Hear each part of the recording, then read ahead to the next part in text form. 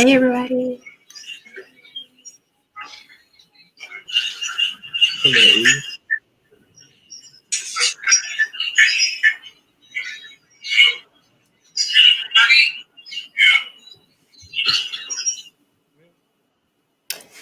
Oh, live. Yeah, we live. Oh, okay. Good evening.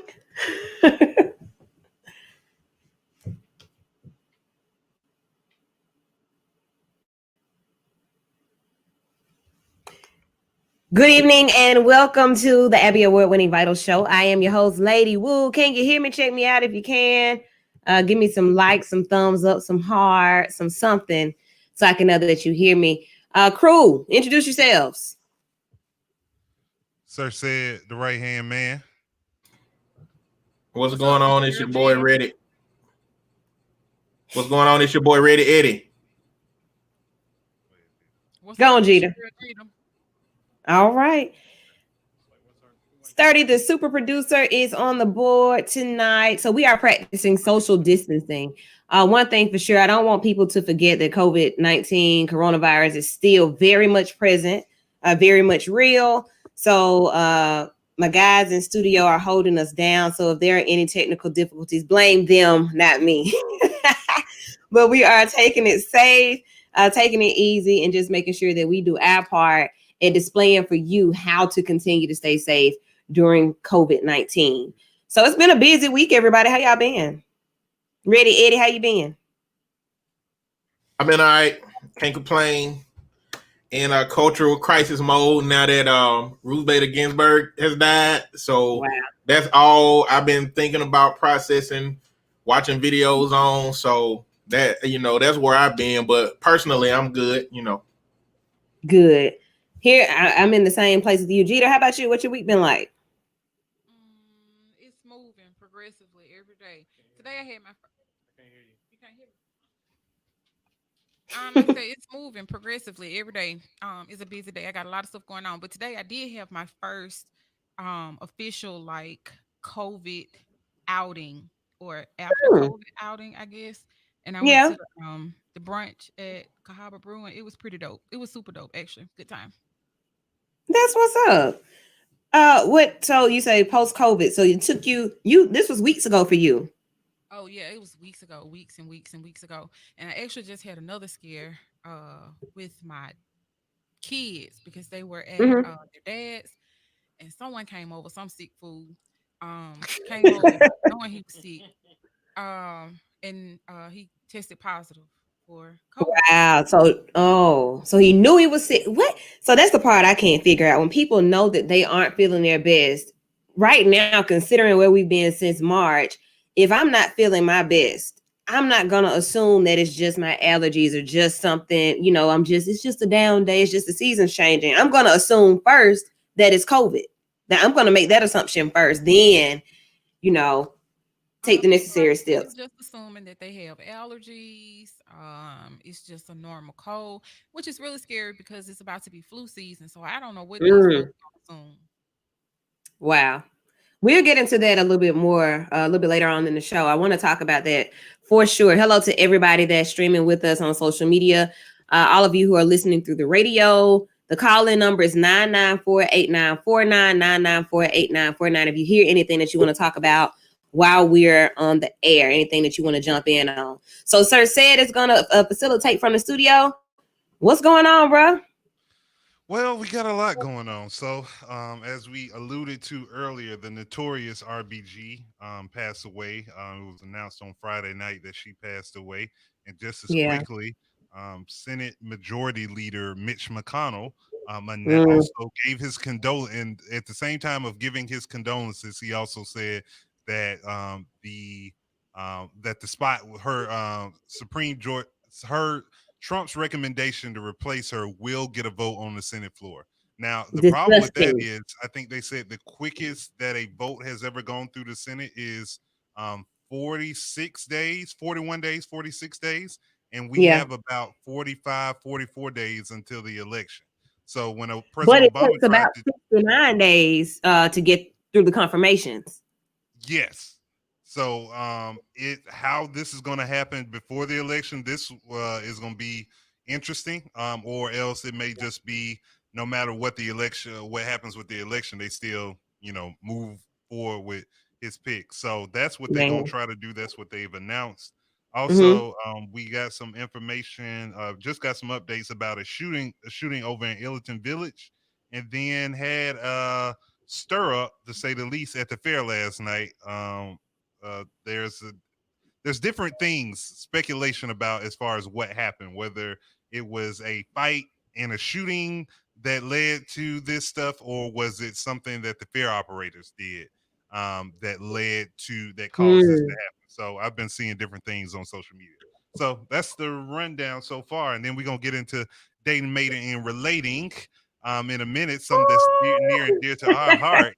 How do you date Boy. the entire world? Like when the world is into your relationship, you're not just dating your significant other, your spouse, your partner. When the world is in your relationship, when they're interpreting social media posts, your attitude, what you change your profile picture Mhm. to, all that. We're gonna get into I that a little can't bit later. wait. I cannot wait. That's a pretty hefty rundown. So let's jump in. So the notorious Ruth Gator. She's a Gator. Ruth Bader Ginsburg. She is definitely a Gator when it comes to representing for those that are underrecognized, underutilized, misrepresented, overlooked, women and minorities. A lot of her political influence came from representing for us and for fighting for things and being the one Supreme Court justice, one of a few, maybe one of three, that would go against a lot of what the majority said. And she was held as a iconic figure for that here recently. Like the millennials learned a lot about the notorious R.B.G. because of some of those things. Roe versus Wade with the abortion, equal pay for women's rights with President Obama, and the Ledbetter situation with Goodyear. She goes back. She spans back far. So out of her 6 big arguments, she won 5 of them. So that was something that stood out to me. This is a woman that only stood about an inch over 5 feet. So an itty bitty woman, very soft spoken, but very, very much detailed and I guess driven by what she experienced. She used her personal experiences to drive what she stood for. So I was a fan. I'm a fan of her work and how she represented. I feel that she represented greatly for women, minorities. She said, "Not only am I a woman, I'm a Jew," and that stuck. That kind of struck me. So she had some things that she could stand for, and in a time like now where it's almost like people were waiting on her to die. Said you mentioned what Mitch McConnell said. He kind of shared his condolences, but at the same time, in my opinion, was disgustingly rude. He and the president and others from the party about her life. Like no time to really look at her contributions, but more so, let's just get this seat filled. That's a big seat to fill. Yeah, he had that email sent in his drafts for a minute. He was just waiting for the right time. It's like, is the time yet? Okay, yeah, go ahead and hit the send button. That's all it was. It was sitting in the draft. But it was disgusting for him and the president to make this announcement. This woman body barely cold. And in the same instance, man, let's honor her life, this, that, and the third, but we're gonna fill a seat.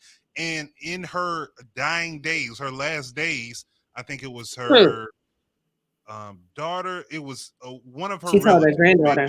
a niece, but penned a letter from her, and in that letter she said that she did not want, her wish was for her seat not to be filled until after the election was over. So they have basically said, bump your dying wish, we gonna do what we want to do. Are y'all surprised though? No, I know y'all not surprised. No, not at all. Not surprised. Not surprised. It's just so, I mean, like the only word I can use is disgusting that, well, not surprised to say. I don't know what else to say. Like it was heartbreaking. I was in the middle of hosting a virtual talent show and the news broke and it totally changed the tone of the event that we were involved in. And I think at that moment, everybody knew like, doom, doom, doom. Like, oh boy, it just got real. You know what I mean? So I don't think it's surprising for anybody, but who sits around and waits on somebody to die? And basically that's what I felt like in that moment. Like the Republican Party was just kind of waiting on that, amongst other things, to happen. This is somebody that beat colon cancer, or that was diagnosed with colon cancer, lung cancer, pancreatic cancer. So like different things just over and over again happening to her. And she just kept going. She kept going. Her husband died. She went to work the next day. So I personally wasn't expecting to get that breaking news.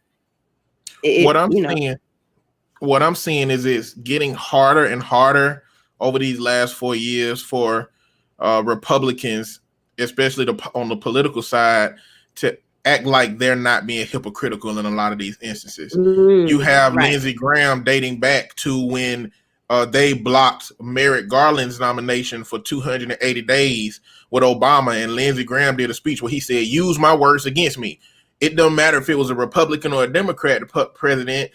A new Supreme Court justice should not fill that seat in an election year." And we talking about 45 days before the election that they trying to do it. So it's getting really hard it's going to be really hard for them to say we're not hypocrites when they are on record being hypocritical to things that they didn't want Democrats to do, but they are wanting to do now that it is convenient for them.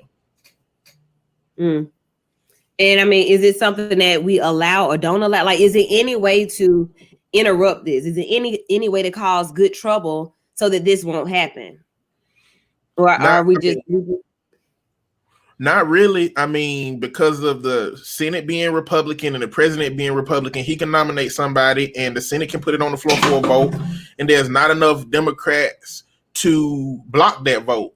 And so Democrats right now, the only other options are, I mean, Democrats can either stop sessions, or Democrats can, which I think is a high likeliness if it goes down like this, is to expand the amount of people on the Supreme Court.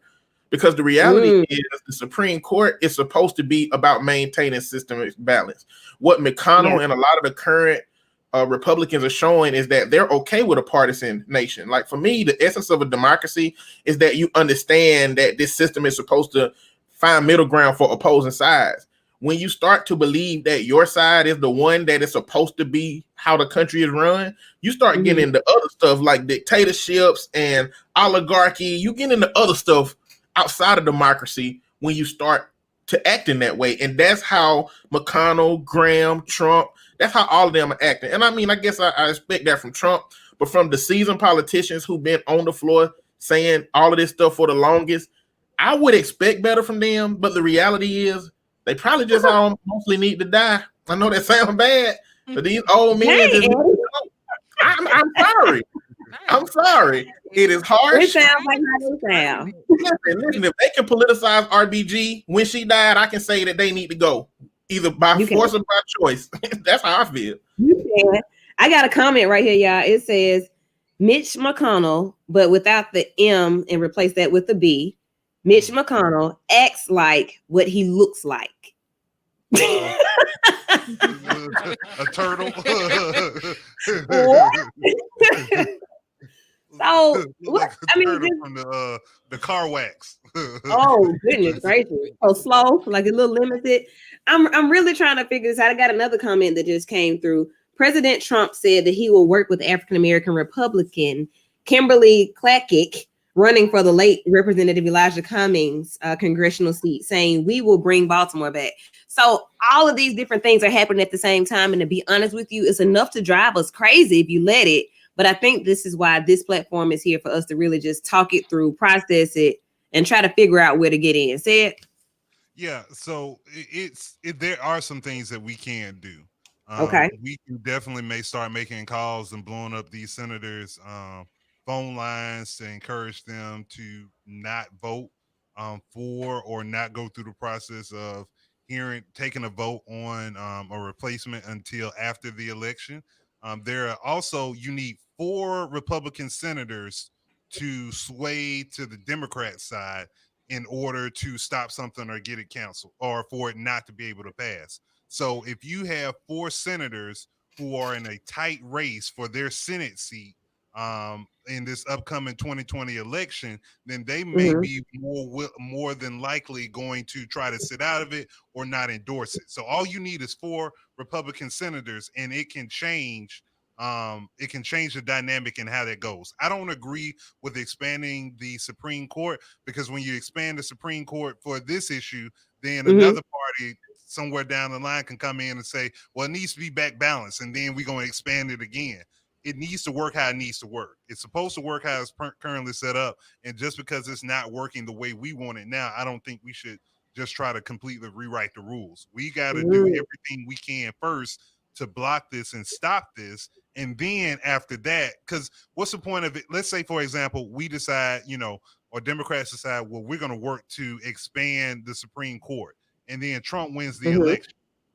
What was the point of expanding the Supreme Court when it should be the winner of the election who decides who that Supreme Court pick is? So now you're circumventing the election in favor of doing what we want to do and what we feel like is going to work in our best interest. So I feel like that's what everybody else does once you start going down that path, talking about expanding and whatnot. But I think the best way is to get those four senators who are in tightly contested races on for November 3rd to go ahead and sway over to the other side. I think now is a good time also to have the conversation about term limits. So the Supreme Court is an until you die thing, right? So if I get in today, I can be in until I'm 200 if I live that long. And lifetime appointments. Yeah, like I don't know how I feel about that part. Yeah, I don't know how I feel about that part. Why? So that's where those history lessons come in. Whose idea was that anyway? Whoever thought that made sense? I think the essence of why they are lifetime appointments is because you want people, like a society has to be shaped, and it puts too much wiggle room in it being swayed left and right if you have different people coming in, especially if there's a risk for them to come in under a political agenda like Trump would like them to be. And so it needs to be like, it's a longer term process. It's supposed to be taking the American people into consideration, and it's supposed to put people in there to maintain that balance. I agree with Sid. I mean, expanding the court is just not a good idea. And the last time they tried to expand the court, the Supreme Courts are the Supreme Court are the ones that vote on whether they should do it or not. So the last time they tried to expand it, the Supreme Court said, no, it should be 9 people. It's going to be 9 people, so I don't think that's going to work. But these are just the pathways that people are saying, because people are getting really, really paranoid about the possibilities of this situation. I want to read this comment. You guys are too young to remember when Democrats were the ones in power and that they refused to compromise. I'm 52 years old. I don't remember. I will say this though. Thank you, Ava, for that. I understand how things turn and how things change. I really do. But I feel as if though, when we were in power, or when Democrats were in power and not willing to compromise, I just don't see it being a hateful agenda attached to it. I don't care when it was. I just can't see it being the same climate that it is now, where people see how less a life means, like lives and humanhood are not even valued. And I just can't see any other party or any other humans behaving this way. I just can't. I don't recall, but I just can't. I don't see it. I don't see it. Now, what I will say is that Democrats have tended to seem less likely to want to fight. And what I mean fight, I'm not talking about over something petty. I'm talking about staying your ground. So it's almost like the Republicans will do something sneaky and underhanded, and they'll be like, oh, okay, well, we're going to turn the other cheek. God bless you. Even though they're not supposed to be the party of God, but, God bless you, and, move on and all that. Meanwhile, Republicans just been doing what they want to do. So I feel like the Democrats need to punch back, at least hit them back. Like what your mama and daddy used to tell you, somebody hit just at least hit them. Just hit them one good time. Yeah. But that's where we, the people, have to stand up and hold these people that we're choosing to represent us more accountable, right? Absolutely. So we're picking people who aren't necessarily sitting in these seats to fight for us, but it seems like to more so hold on to their seat. Well, I mentioned this before, but when you start to get into CEOs and politicians, the instances of sociopathy and psychopathy increases. And when you talk about a psychopath, you're talking about somebody who is goal oriented, who is motivated to get the job and the task done, and usually on the backs of other people, and with the willingness, if need to be sneaky and underhanded and stab. And so we're talking about a whole bunch of people who, once they use their charisma to get in their position, then they don't care about the people. And these are people who, like, Jeter said, are in these positions to maintain power, not maintain the balance between the American people. And they tend to say whatever needs to be said at that moment to get what they need. And like, that's my issue with the Republicans, is because they seem to have the highest rates, at least since my lifetime, of saying whatever it takes to say what they need to say to win, and not following up on that at all. I mean, as evidenced by, you can watch the Daily Show or whatever show you want to watch. They put a whole recap of all of these different politicians saying all of this stuff in 2016, and here we are in 2019 or 2020 in the same situation, and they are changing their tune. And those 4 seats that need to be changed. Susan Collins is a major feminist politician. She always come out and say, the thing that you want to hear, because she came out and said that, I don't think I'm gonna vote. We need to go with what we said back with Merrick Garland.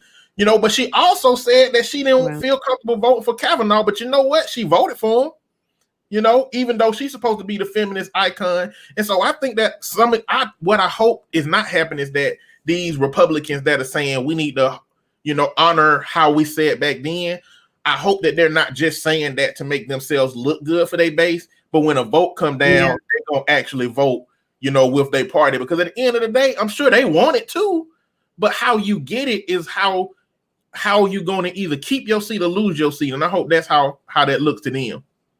Thank you so much for that comment and for wrapping that part up. So we got to take a break, but when we come back, we'll jump back into the conversation, the conversation about our Supreme Court Justice who just passed away, Mrs. Ruth Bader Ginsburg. I'll talk about her a little bit more. And then those Supreme Court nominations. So Trump, he said they got a list of 45 people already. They had a list. All he had to do was pull it out of his back pocket. But there are some top people on the list, and it's most likely that if he makes a nomination, it will be a woman. We're going to find out who those women might be, who that woman might be. You all can Google them during the break. Amy Barnett, Barbara Lagoa being the top 2 contenders. So look them up. We're going to take a quick break, and we'll be right back. You're listening and watching the Abby Award-winning Vital on V949 WATV.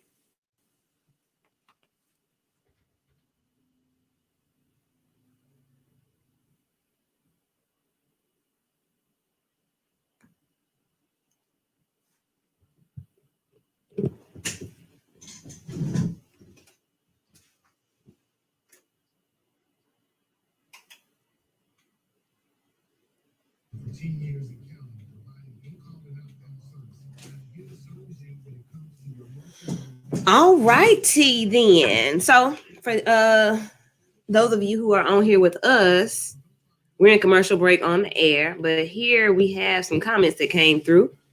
Angeline, I am appalled by Trump and McConnell's actions to run to replace Justice Ruth Bader Ginsburg. They are really low. Her body wasn't even considered cold. Those 2 must go. My deepest sympathy to R.B.G's family and friends. I had very high respect and admiration for Justice Ruth Bader Ginsburg. She was an outstanding woman and advocate for women's rights and equal rights of Black and brown people. Thank you so much for that comment. So yeah, this is one of those things where I'm, to be honest with y'all, like, it's so much stuff flying at us in 2020 where you're having to learn about different people who are contributing to society, who have been contributing for decades before us, but now we're in the season and in the seat to be able to teach about them. And I'm learning more now than I ever have about a lot of people who are these trend and pace setters. So John Lewis, like, I learned more about him as he was leaving this world than I did while he was here. Same for the notorious R.B.G. So we got to do our part at learning and knowing people while they're alive, so that maybe we can reach out and hear from them on their own about how they feel and what they stand for. We got 2 minutes. So, all right, make sure your mic's off in studio.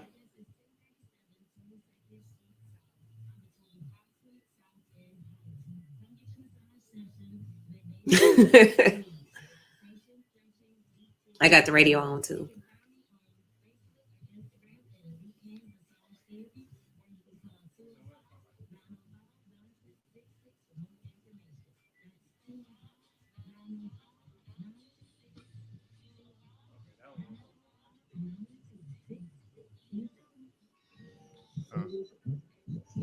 Am I still on the radio?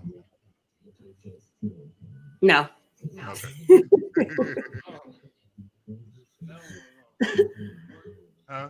This one was on. Oh, okay. So now she Look can use at that microphone. Gita in there producing.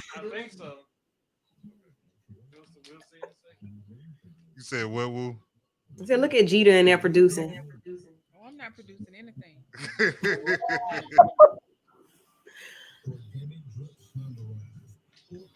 Is that the last spot? Said you can bring us back. 15 seconds. All right.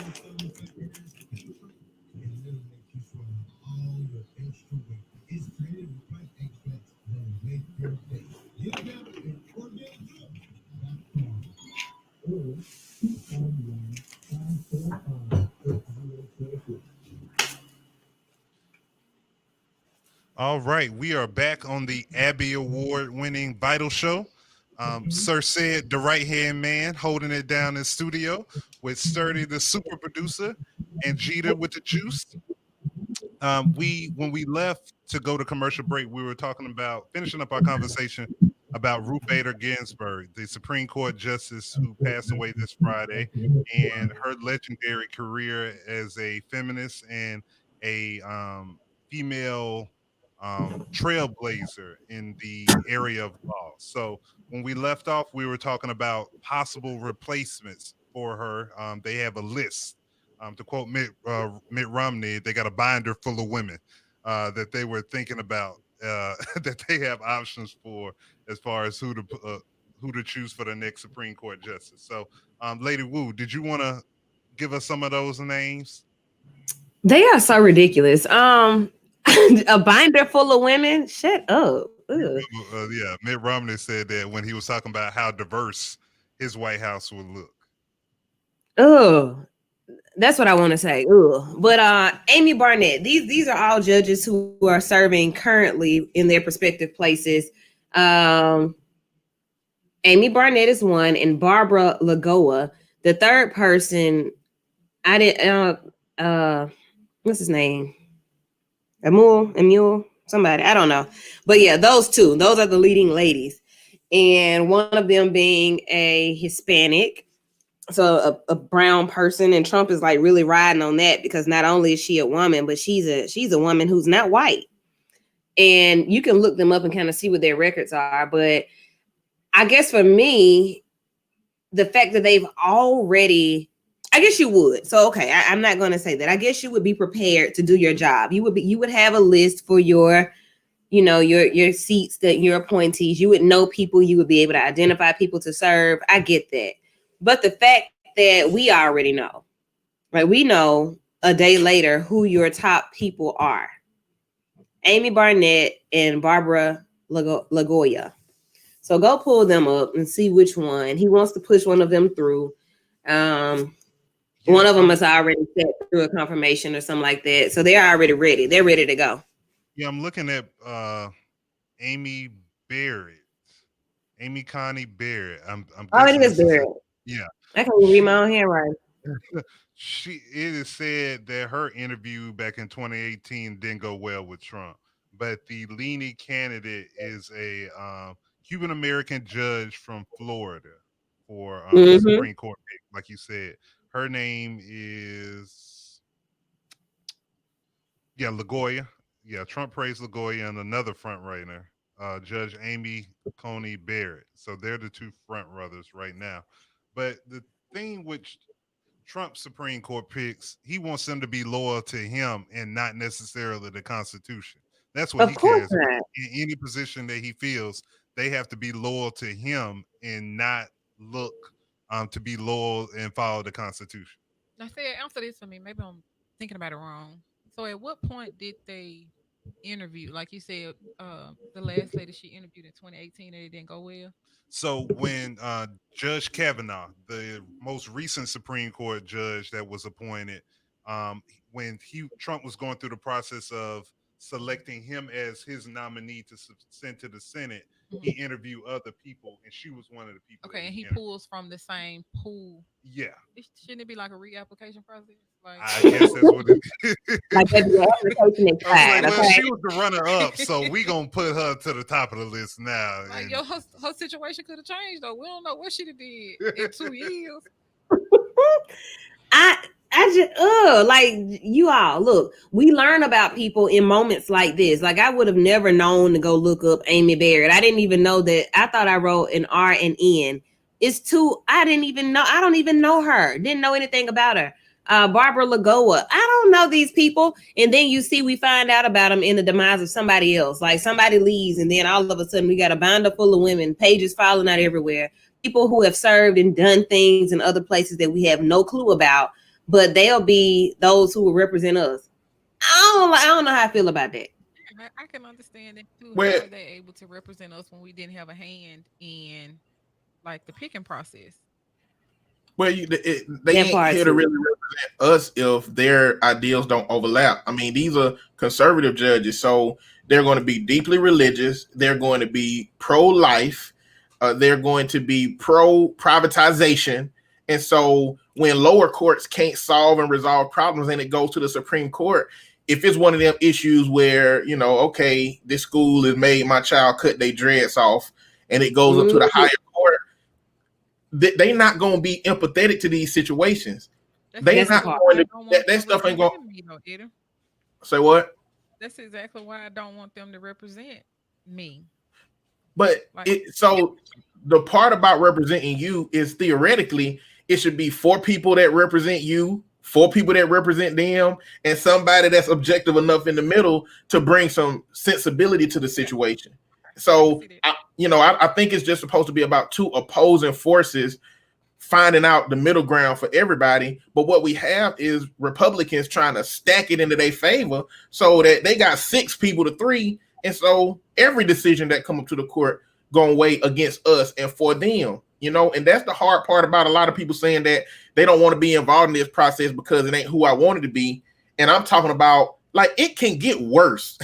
Like it can get worse. It may not be ideal, it may just be a placeholder, but not participating, allowing Trump to be voted in, it can get worse because those federal seats that at some point have to go up to the Supreme Court, if the Supreme Court can't come to a decision, then it goes back down to the decision of that lower court, which Trump has stacked 30% of those federal courts with lifetime positions with people who are barely qualified to be in them because their qualifications for him are being loyal to him and not being loyal to America.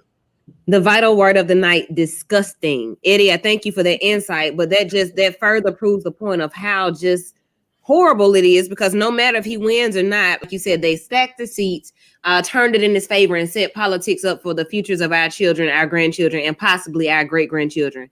A lifetime appointment, evil people be living to be like 142. Mm-hmm. All right. I don't, I just, I want to make sure that we are educated as a people. And Sir said, I know that you got a lot going on. You're working politically, but we got to get back to the basics of education. Was it Thomas? Who sat around a wood table with some wood pencils and some fake lead right now what the Supreme Court was supposed to do? Who was it that said it needed to be 9? Who was it that had an apple with George Washington or whoever and said, well, yeah, let's make this make sense for the rest of the world. But I want to go back in history. I want to remember. I want to be reminded of why any of this makes sense now in 2020. That's what I need. Okay. Wake me up. Vote me on that. Gotcha. Yeah, it's coming soon. We'll definitely have to pull that together because there's a lot of history into the Supreme Court. I can tell you it's 9, or at least it's an odd number to ensure that it wouldn't be a fair split. So it can always be an odd split. Yeah. So that's what you're going to hear Republicans say why it needs to be filled, because if what happens if it's a split decision on something that's 4-4, you don't want that to happen. Well, in cases even when there's a full Supreme Court with 9 people, there are some cases where someone has to recuse themselves because of stock investments they have, ties to family members or other. So it's not uncommon for 8 justices to be ruling or proceeding over a case. So it wouldn't be anything to break precedent, but you'll hear a lot of stuff like that. Like it needs to be 9, it needs to be unbalanced, this, that, and the third. So there are some pending cases that I want us to kind of know when they get involved. So most likely your parking ticket, just because you stacked up a couple $1,000s of parking tickets in municipal court and it's been no amnesty day for you to take canned goods, that's not going to Supreme Court. But some of the things that may make it to Supreme Court are like voting rights. Y'all know, like, our voting rights are threatened they're always threatened. So that's one thing. I'm looking at some cases here. The detention of an alien who is subject to a reinstated removal order and who is pursuing withholding or deferral of removal by government. So when it comes to ICE and illegal aliens, as our president refers to them, that's something that's going to be on the docket. We're looking at, does a crime as known as reckless qualify as a violent felony under the Armed Career Criminal Act of 1984? So that's coming back up. Brownback versus King, California versus Texas. Does the elimination of the Affordable Care Act's individual mandate with the passage of the Tax Cuts and Jobs Act of 2017 invalidate other parts of the law? So we're looking at healthcare, and it's a pretty lengthy list of what they will be hearing. And Facebook is up.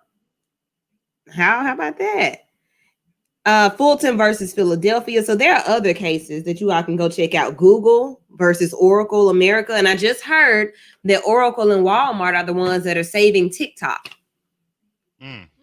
So it's going to be interesting. It's going to be interesting. And that's supposed to happen today. Your president said that he did approve the agreement between Oracle, Walmart, and TikTok. So basically it takes China out of it. It makes TikTok American, and our young people and friends and family can continue to enjoy the videos. What you say, Jeter? It's crazy that that's even like a discussion. We're discussing banning TikTok.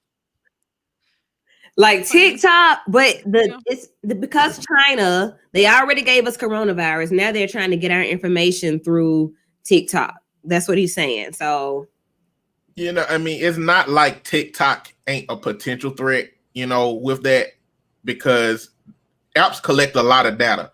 True. The military won't even let military members on site have TikTok installed on their phone because of that. But the argument is, if your 13-year-old child on it, is this big swooping removal of TikTok helpful for how people value it? And also, this goes back to that dialogue about they just do what they want to do when it's convenient for them, because this is the party of not getting into private enterprise too, for Donald Trump because there an amount of money is supposed to be donated to the government from this whole deal. I just don't understand what that, like, I don't even know what the Republican Party is today. I just don't know what they really believe. I mean, they the party of family values, and they went in on Bill Clinton, but now that Trump is the president, family values don't matter anymore. They always talking about private enterprise, and I guess, they got a president who is a businessman, but they're okay with him dipping and dabbling into private business decisions.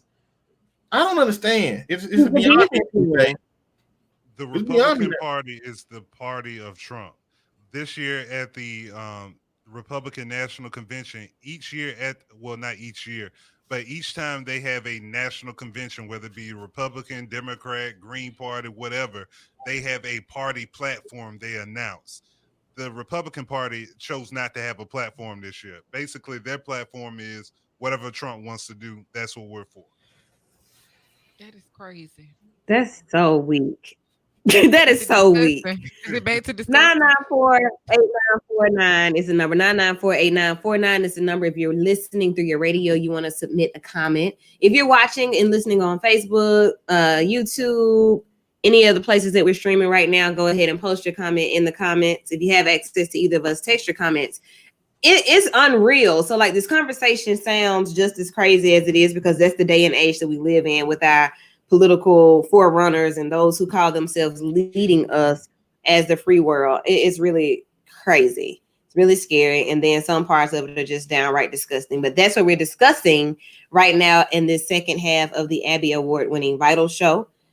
We are displaying social distancing. Hopefully we're doing a good job. I saw some shows during COVID that I was like really blown away. And I'm like, y'all got these major budgets and this all you can do for a live show with virtual co-hosts talking over each other, no background music, no nothing. So I'm very proud of this. I'm loving it. This is my first time sitting on this side of the show. And I'm just grateful to have the team that I have to be able to hold it down everywhere they are. And to my guys and my gal in studio, thank you. So somebody mentioned the 13-year-old children and 12-year-old children, 11-year-old children and TikTok. But not only that, but them being safe and being afforded a good time, even in the midst of COVID. So there's a big social media conversation going on about the state fair. And I guess other gatherings where families, family friendly gatherings happen. But for years, I would go to concerts. My mom and dad would drop us off. Sometimes they would go with us to different shows, and we would always end up having to run and duck behind something. Okay, that's just being honest. So here in the city, there was a fair last night. Woke up to a lot of posts about it was the police and they mishandled the people, the patrons. Then a lot of people said, nah, it's our young people. They don't know how to act when they go anywhere. So that's where we are now. This is what we're talking about right now. Fights everywhere. Some other reports of things that happened. And ultimately, the fair was shut down. Everybody was made to leave. And people were upset about that. Help me understand. So I can give you a little insight. I'm looking at the story on AL.com. Mm-hmm. So what they're saying is that one person was taken in custody in connection with the fight, and a security guard had suffered a minor injury. As of Sunday morning, police did not know what led to the altercation. The fair was shut down 1 hour early before it was scheduled. It was scheduled to shut down at 11. They shut down at 10. The fair director, Mark Lovell, or Lavelle, or however you say his last name, sorry, Uh-huh. said Sunday that incidents were being blown out of proportion and that the incident Saturday were a couple of minor scuffles that broke out between teenagers. As a Okay. result of the incidents, he did say that the state fair would no longer allow unaccompanied minors to attend the fair. So his direct quote is, "We're implementing a new policy today of no underage drop-offs," Lavelle said. "We're not a daycare center. We're the Alabama State Fair." Okay. I So mean, what's the problem? And that's what I was asking even on the post. What's the problem? I If don't see a problem with that. I mean, if you teach your children how to behave when they go out, not to go out looking for a problem. Hey, I'm gonna meet you at the fair. We go, whatever, on site, boom, boom, boom, whatever. These would not be the conversations that we have to have. We wouldn't have to be, this would not be a show topic. This would not be something to discuss, but we know that it's real outside of football games. When the movies and the skating rink were open, this is the type of behavior that gets us nothing. We end up with nothing. We end up with people that don't want to go anywhere, and then other businesses leaving and not coming to town. That's what happens. I don't see anything wrong with it. I mean, I Shit. don't either. I think it's something. I mean, they do it at the movies. Like, I know when movies were big, after so many incidents, it was like, no, between starting at this time, you can't, if you're under the age or whatever, then you can't, come here unaccompanied. So I think a lot of parents are probably frustrated because they're raising their kids the quote unquote right way, and their kids aren't getting involved in stuff. Now it's almost like adding a burden to the parent. If my child wants to go to the fair or enjoy themselves, I can't give them that freedom or that space to hang with Exactly. their friends without me being around. Now I have to accompany them to more stuff than what I was accompanied to as a young person, or just flat out, I got to make time out of my schedule now to make sure my child can have fun because But they that's can't what do it unsupervised. that's what parents do anyway. So like I said, when I opened it up, that would be, about the age of 13 is really when, you kind of can start going out with your groups of friends. And I would, I wasn't afraid to go. I knew what might happen. I wasn't afraid to go because these are my peers. You know how to get out the way when you need to, that you want to make it back home, and that you don't want to be one to get in trouble. So now, me being a parent of a child the same age that I was when I wanted to do those things, I think I'm still young enough to be able to go and enjoy with her and to protect her. But I think about those who don't care. So the ones that are causing the problems and are fighting and shooting in the crowd or whatever they're doing, that could easily be, I could be a target. We could be hit, regardless of if I'm there or not. I think the bigger picture is that security is based on either the decision to go or to stay at home. It's not based on what you can control around you, because you can't control anything around you. Yeah. I mean, I agree with you. It was just like when I went to stuff, I knew it was a potential for something to happen, but I knew to watch and be mindful of my surroundings and my settings. To if I could see something popping off at the corner of my eye, I knew, hey, it's time for us to go, or Yeah. or notify us, run the other way. But I think some like a comment Blue just made. I think it being on social media. Imagine if we had social media back in when all this stuff was going on when we were growing up. I thank God that we didn't. A lot of this stuff would probably be, shut down, or things would be in place for our kids that would make sense to us because that's what we had to live through.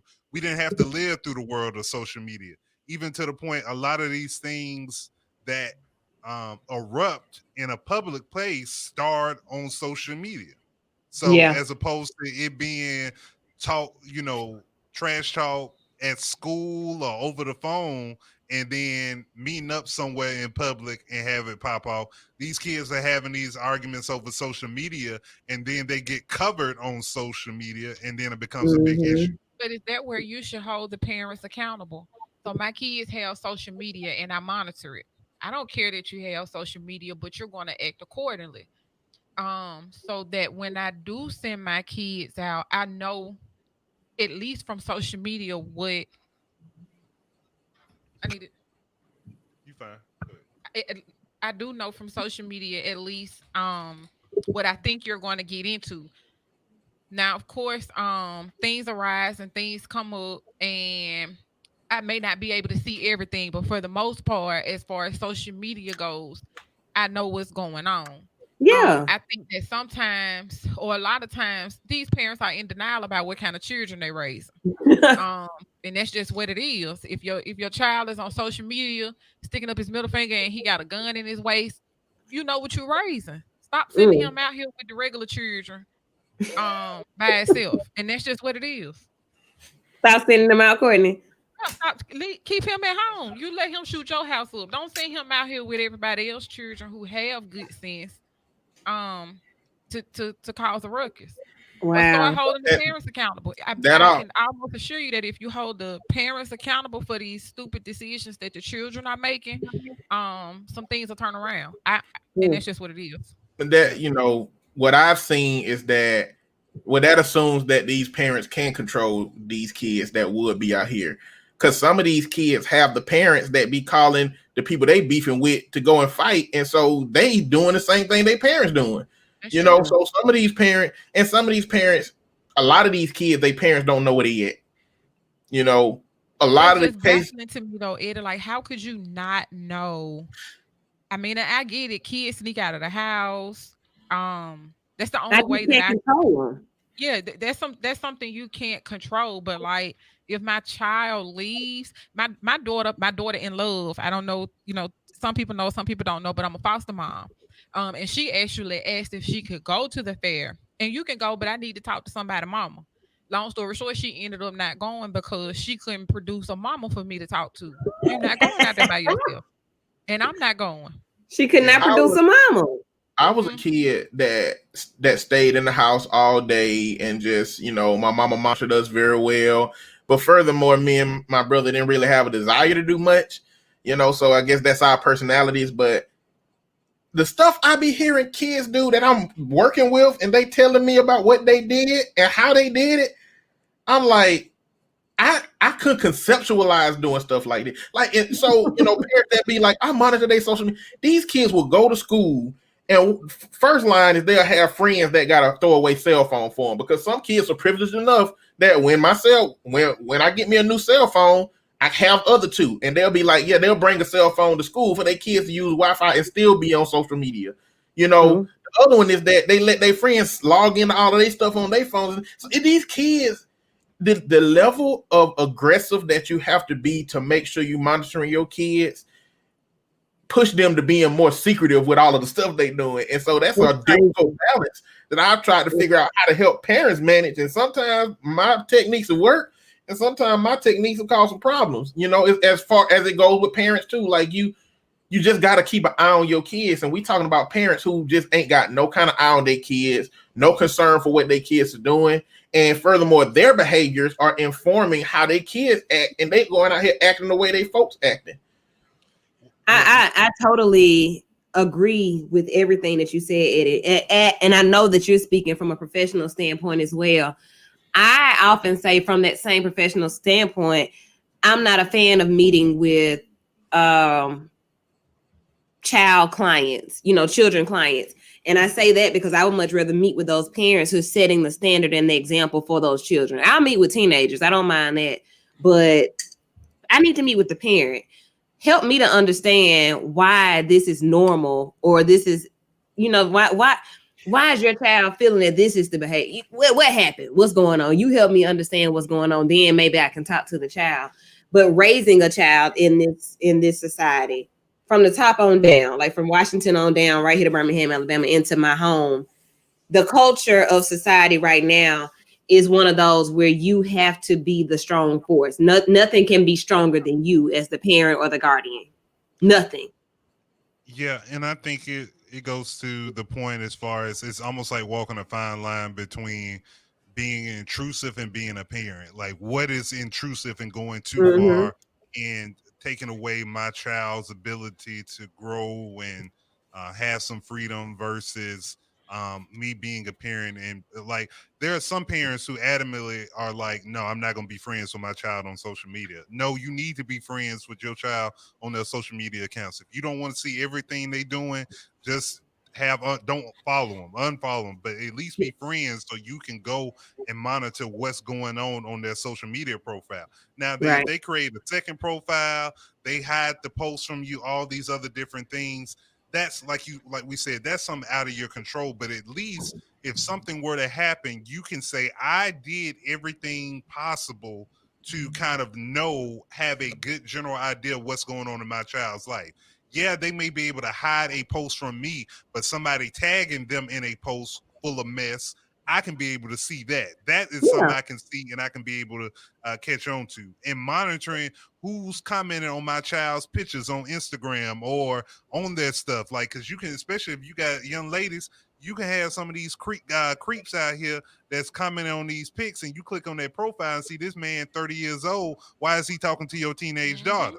Right. So making sure that you're involved in your child's life, even if they, we as children did different things to kind of subvert our parents and kind of sneak around, but at least our parents made it where we had to sneak. You got a lot of these kids around, they don't have to sneak. They don't have to sneak smoking weed. They don't have to sneak having sex. They don't have to sneak skipping school and a lot of the stuff that they doing.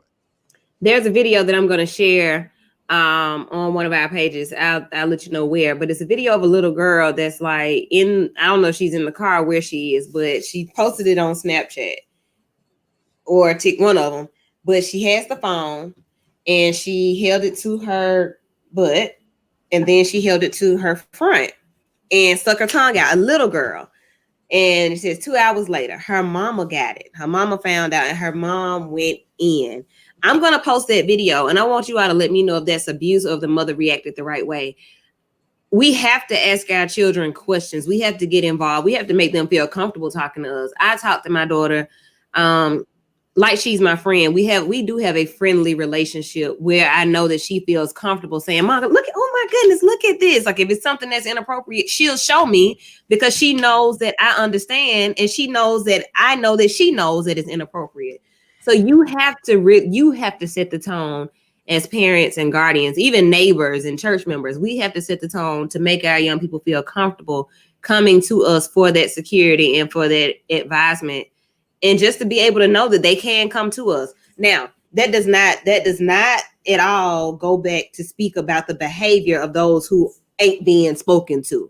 Who's speaking to the ones with the guns, the middle fingers, the money flashing, the pants sagging, the grills, and they 12 and 13 years old? Who's speaking to them? So I'm going to leave you with that question. We're going to take a break. I'm going to post the video. Coming up in the second hour, DMR, dating, mating, and relating. This is about to be really, really good.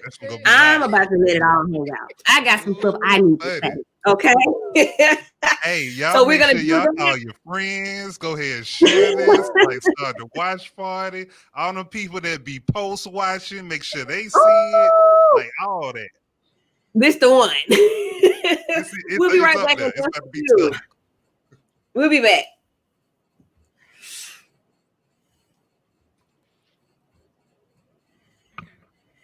All right, so we are in our break. Hold on.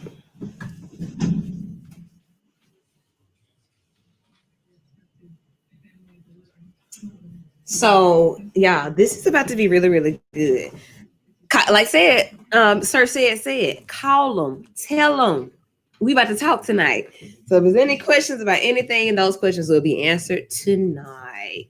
DMR, dating, mating, and relating, is about to take off. I think maybe we've gotten into it maybe twice since we've been at B94.9. Maybe 1 minute. Maybe twice. Maybe twice.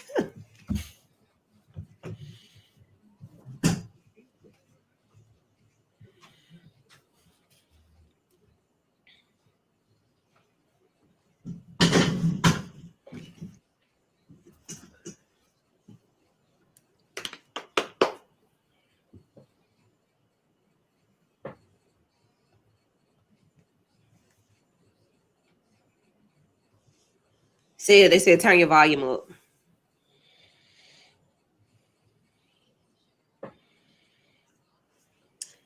Thank y'all for rocking with us and hanging in, viewing the live. I'm very grateful to you guys for hanging in tonight.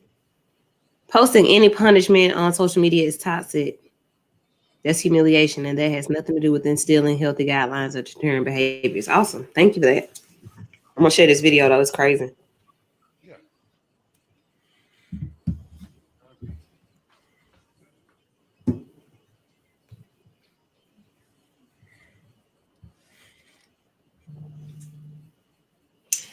And we're back.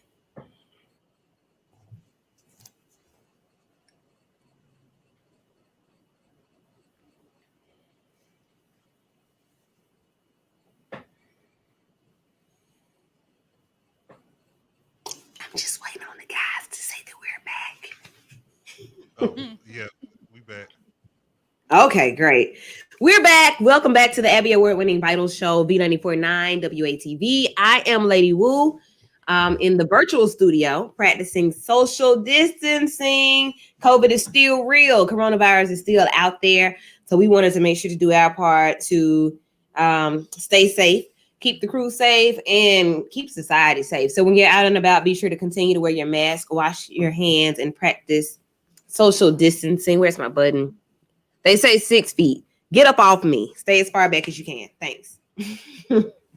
I ain't never really been the huggy kissy type anyway. Don't be trying to hug me, okay? Thanks. Great. All right. So here we are. Every third Sunday, we have a segment called DMR. DMR stands for dating, mating, and relating. DMR. As humans, we have to relate. We may not mate, we may not date, but we have to relate. So this segment speaks to all of that. And it's been a long time since we've really gotten into it. I got fronted on the fact that, you hadn't even really talked about relationships lately. I'm like, let somebody else and other people tell it. That's all I talk about. So tonight, that's what we're going to talk about. Shots fired. All right. So let's jump in.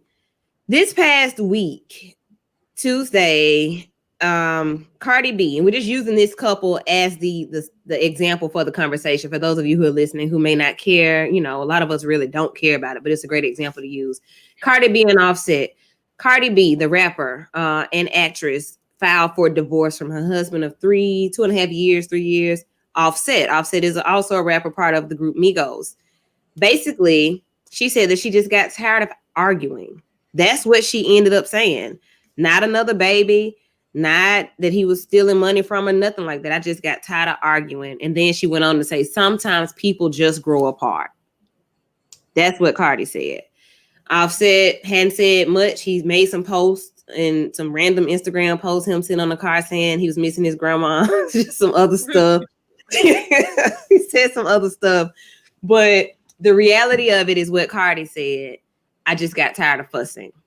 And then she went on to say, sometimes people grow apart.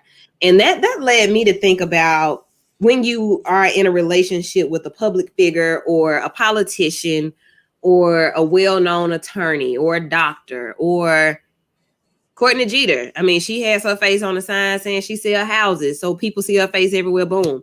Now you mad. Or Eddie Sharp. Eddie, got his therapist hat on over here speaking to people and you his girlfriend and you mad. How does that work? And why is it that relationships have to be dictated by society? And why does it matter what happens in your relationship with your partner or your partners? Why does it matter so much what the world has to say and what they think? That's the topic for tonight. If you're relationing for the right reasons, does it matter what the world thinks? Does it matter? No, I don't think so. But you posted it. Yeah, I did post it because I want y'all to see all this black love. But I don't care what you think. Okay. One perspective. I'm gonna tell you something that I ran into. I wasn't at one point engaged. I'm no longer engaged. Someone found out I wasn't engaged, and then that same person said, "Well, you should have put it on Facebook." I said, "Your mama to put it on Facebook. It ain't your business." Exactly. What? Yeah, they said, well, since the engagement was public, the breakup should have been public too. Like I should have put it out there that this was what was going on and letting them know. And like you said, that ain't none of folks' business. Like the engagement was put out there because I wanted to. I don't want to, nor do I have to put out what happened on the back end, nor was I. If I waited until I was married and posted a picture of us at the wedding, it was not my obligation to let you know that I was engaged or what was going on in my personal relationship. So, okay, being engaged, I posted engagement pictures. And I also did not get married on the day that people thought that I would be getting married, which has now been months and months ago. Do I owe anybody an explanation, or do I have to change the way that I post and what I talk about on social media because I didn't? Hell no. Let me answer this. Okay, you took my answer here. Hell no. Hell to the no. No. So I'm just, when you share, you can share what you want to share. And I want us to really get into this. Commenters, I want y'all to start commenting as well, because I know this is one of those things, this society that we live in. You got a president that tweets everything that he feels. If I'm friends with your friends on social media and your friends have to run back and tell you or try to interpret to you what I posted because they feel that it's about you, I don't know. I struggle with what to do about that. Should I pull up on them at their homes, or should we keep it on social media? Like, I'm just trying to figure out. Nobody's house. Do nothing. Because I need some understanding. So when you share, if you share your relationship or you share your friendships, you share pictures about your brunch. The moment that you don't, it seems as if you've broken a code or something. Help me know. But this is social media. You can't determine anything about how I live based on what I post here. Now, you can come up with your own assumptions, but you know what they say about those who make assumptions. Mm-hmm. But it's perfectly fine for you to assume whatever you want to assume, but you would never be able to piece my life together based Yep. on what I post here. Inbox me. Stupid. I like the For real. side shots, Courtney. Kalila said maybe they want to know if you're available again. So If you even want, with that, let me say this: if you weren't interested in me before I got engaged, and you all of a sudden I'm engaged, and now you got interest in me, and you want to know if I'm available, I keep it got. radio friendly. Hey, You talk for about that after real. the show, Cause Z. man, hey, don't come at me like if you into me, you into me. Even if you think I'm engaged, still shoot that shot. It'll just rim on out, but See, shoot now your you finna shot. get her beat up. See, don't just shoot that shot. And she finna get beat up. That's what's I gonna mean, happen. I'm just saying. Try to be respectful. Then 2 years go by, and you like, man, I've been thinking about hollering at you for a minute. Why you ain't say nothing? Because I thought you was engaged. Oh, okay. So that's why you should have gone public with the fact that you weren't anymore. Anyway, Ready Ed, I see you over there brewing with something to say. You know, my issue is not really issue, but what I'm observing is like, is it?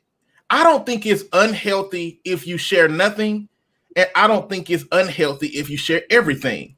I think that is on that individual person. Like if it suits you, do what makes you happy. If you are okay with answering the questions and all the outlets, the backlash that come from whatever you did, then do what you want to do. I just, it's a lot of people who are so intent that nobody should share anything. Yeah. Like anything that and that's unhealthy. That way of process is unhealthy because when people say stuff like that, I wonder how much are you really sharing in your life to people that you should be sharing things to. And this is the mental health part. It's like if you're saying that nobody should even say, hey, I'm in love, you're like, well, you sharing too much. You let people in your personal business. You don't need to let nobody know you in love. You don't tag that man in here. You don't even know what that man want. So and they get into that mindset of, block everybody out. But I think that's more unhealthy to people who are encouraging the rest of society not to share things. And that's the issue that we have in society because we, especially in the Black community, we private about everything. And the big part of it is that we private about it because the only people we would asked to share it with at some point was a racist white system that was mishandling our information and doing us bad, but we're at a point now where we can talk to some people about some stuff and it can be relatively safe and we can discern who we're giving that dialogue to, So that like when I look at this stuff, I look at it and I say, look, I think we are in a cult of celebrity where we need to know everything about everybody. Like everybody want to know everything about Cardi B. If you love Cardi B, everybody want to know everything about Offset if they love Offset. And I think that there's low level city versions of that too. People want to know what's going on with Eddie Wu. People want to know what's going on with California. Like if you get higher in these tiers, you're going to be people going to try to hold you to task about what's going on in your world. I just think it's an unintended side effect of how deeply we got into the cult of celebrity. Let me tell a story. Thank you, Eddie. A story that is a true story that I'm just going to jump into. I'm going to tell it the best way I can without, telling somebody else is true. But somebody overheard some people talking, and the people went on and started talking about someone who's a radio personality in the city and what they thought was the situation based on social media posts. These are two people that the person didn't know, don't even know who the people were because of course it came from a they said source. So the source says, well, yeah, I was sitting around and I heard them saying, and I just wanted to let you know that this is what I heard. They said, and I just thought about it. Oprah Winfrey made an awesome move when she did not marry Stedman and said, Stedman, you have a house back here. You stay back here and I'm going to go in Oprah over here. And then when we have our things together, we're going to be together. We're not going to post a lot about each other because I'm busy Oprah-ing and you're Stedman-ing. You're doing what you're doing. I'm doing what we're doing, but we have what we have. And that means there's no room for they. They can think what they want to think. They can say what they want to say. but we understand what we have and we don't owe anybody any explanations to it. So when I heard that story about what they were saying about this radio personality and his or her situation, it just struck me that if people spent more time worrying about themselves and why they're not evolving the way that they should, they wouldn't have time to be worried about other people's relationships and making up narratives for other people. Now, if I and other people posted exactly what was going on, you would be stunned. That's the truth. That's the real. Hands up. Help me understand this. It's that we just had a commenter just said maybe our maturity has not caught up with the phenomenon of social media. I agree and disagree with that, because I don't think because of social media, people feel like they have a right to know more about your life than they ever have. Before social media, people were left to wonder, because if they didn't see it in a gossip magazine or on some entertainment show, pre-internet and pre-social media, you had no way to find out who was dating who and who was caught at this restaurant or coming out of this hotel. Exactly. Who's really pregnant and who's been trying to hide the pregnancy, and are they really pregnant, and the baby didn't look real, and all this other stuff. We've become obsessed with celebrity to the point where a lot of us have to know every detail about that celebrity's life, and we mask it around, I'm a fan. So as a fan, I want to know everything I can about my favorite person. And even when we talk about celebrity is not just reserved for Hollywood. There are Birmingham celebrities. There are Alabama celebrities. There are celebrities in your city, a well-known people, neighborhood celebrities that people feel like they're at a certain level where they should know everybody or everything that's going on in your life. So when you go off on a trip out of town and someone's taking a picture of you, they want to know who's taking the picture, who's on the other side. Or in some cases, start scouring social media because they feel like you talk to this person. So I'm going to see if they posted pictures from the same location or in the same space too. That's why you have to get off of social media every now and then. I know some people that only post, they only share. They don't post anything personal. They don't make any status updates. They don't post any pictures. They only share what other people post.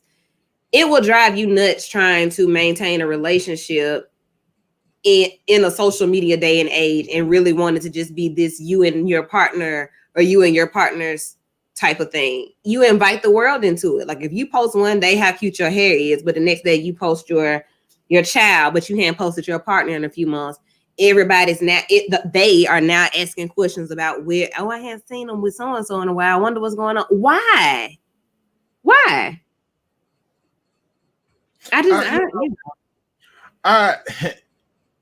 I think we have a society that kind of thrives off of the phenomenon. Like if you are somebody who watches a housewife show, if you are somebody that watches a Love and Hip Hop and you enjoy it, I'm telling you, look, we got to look at ourselves. We got to look at ourselves in this conversation, because you wouldn't be watching a show called Appropriate Housewives that do what they're supposed to do in a relationship. great guys. We wouldn't be watching that. You know what I'm saying? And I stay away from them on purpose because the way they are written and edited is entertaining. You will get caught in a 3-week cycle of watching something, indoctrinated. And so I avoid all of that stuff. I don't want to talk about these folks, you know, because I know that, what was the show? The Black Ink show? I got caught up watching that just because it was like, so I think that when it gets close to home, we start getting real paranoid about it. But when it can exist in this little box that can't touch us, then we be like, oh, we looking at it like, oh, what's gonna happen next week? Oh, I can't wait to see. But you know, when it starting to get close to home, we get mad about it. Why people want to be in other people's business and we in other people's business? You know, as long as it's contained somewhere. I get what you're saying. I get exactly what you're saying. But the thing there is you have people who have been on series and episodes of shows that have gotten high ratings and a whole lot of money. and a whole lot of celebrities. They got exactly what they wanted. Whereas in a Birmingham or in an Atlanta, not on a show, or in Jacksonville, Florida, not on a show, it's just people in your business because of a Facebook post or because of social media or because of what your church member said to this person who doesn't even really know. Like that, I think that's what I'm getting at. I get what Eddie's saying. I do. But just the idea of sharing your relationship with society, like how beneficial is that to a relationship? Well, I think what Ed is saying is the fascination of observing other people's relationships translates to a fascination of watching people that we know and we can touch relationship unfold. Is Yeah. it beneficial for your relationship to have it on social media? That depends on your relationship, because some relationships can post on social media or whatever the case may be, and hear detractors, doubters, haters, whatever the case may be, and even supporters and well wishers, and not play into it one way or another because they're both on the same page. They don't indulge in that. But when you have one partner who is like, okay, I understand that social media, I'm not paying attention to what these folks say. There we go. I don't care how they interpreted my post because I know what I'm posting and who it applies to. And you have another mate who is all into the public's perception of their relationship, and, well, babe, you can't post that because what folks gonna think? They gonna think you talking about me. But what difference does it make if they think I'm talking about you, if you know I'm not talking about you? But when you have to question whether or not I'm talking about you, then that's when the problem arises, because one of us has the understanding this is social media and not real life. The other doesn't have the understanding of my relationship and social media are two separate things. They're combining the two. The value of my relationship is based on public opinion. If people think that we a hot couple, then man, we the hottest couple in the streets. If nobody's talking about us as a couple, man, we lame and we ain't really doing too much. So some people crave that attention from social media on a personal level, and it translates to their relationships as well. I like what Naomi just said, and that's exhausting. I follow you 100%. So yeah, you will have some people who will get into relationships with people with a platform, and like I said before, platform can be retired NFL star, platform can be pastor of a church, platform can be Facebook comedian, and you get a partner. And partner knows exactly who you are and what you do when they get with you. They do. But then when they get with you and they start to see kind of how it shapes up and what the conversation looks like, what the lifestyle really looks like, it can be way different. It's different for them. So yeah, of course it's different for other people. But then to go into the idea of like how this really plays into when you accept being a part of a relationship, and then you can come back and say, well, this is not what I expected. I changed my life for this relationship. How? Anybody ask you to? How? So yeah, how? So all the people that are reporting the different things and talking about the different things about these people's relationships and how they're functioning in their relationship, why does that dictate the reality of the individuals that are involved in that pair? Why does that happen? Like, why is there even room for what everybody else is saying? That's the question of the hour. Well, I'm gonna break it down like this. Somebody, back when swagger was a popular word, somebody broke it down to me like this. He said, if your swag is rooted in what people say about you, then you really don't have swag. If your swag is turned up no matter what people are saying about you, if you walk out the house and feel like your outfit is fresh and you look fly, if nobody tells you you look fly, if your swagger is rooted in your self-confidence, that's not, nobody acknowledging your outfit is gonna do anything to turn up or turn down your swag. Now, if Yeah.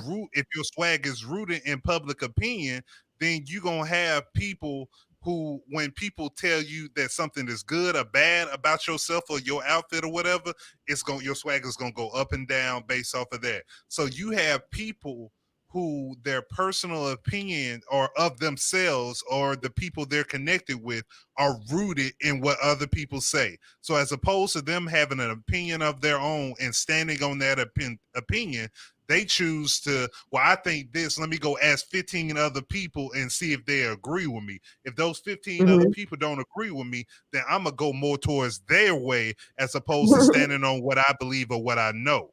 So they're not rooted or firm in their own beliefs. They can be easily swayed to one side of another. And that's a dangerous person because you really don't know who you're in a relationship with. Who you're in a relationship with is dictated by what other people are telling them. If other people are telling them, man, you a good husband, you a good fiance, you a good boyfriend, and their wife, significant other, whoever is saying some completely opposite, they're going to go with the opinion of others because everybody else say I'm doing a good job, even though they're not in my relationship. But these people got to be true, because why would they lie to me, or I value their opinions that much? Oh, so that makes me think about the deeper issues here. And Eddie, I want you to jump in on this part before we go to break. Why? So humans crave connection. We want to be connected. We want to be connected to people that are doing something, that are moving, that are shaking, that are elevated, that are go-getters, that have ambition, that, you know, that love right, that love long, whatever. Where are we modeling our expectations for relationships from? Where are we getting what are we even basing them on in the first place to decide that, hey, I want to be in this relationship and I want it to be public. I want people to know how I feel. I want them to know that we're together. Where do we get these expectations and standards from relationships from? What you do or don't have as it pertains to what you're looking for in a relationship come from your childhood. That's the only place it can come from. I mean, did your parents have a loving relationship? You had both parents? Did you have both parents but they didn't have a loving relationship? Did you have both parents in separate homes that could co-parent? Did you have one parent that could co-parent and the other one couldn't co-parent? Could neither one of them co-parent? Did you have an appropriate step parent with a salty parent on the other side? Did you have two step parents on each side and they were amicable?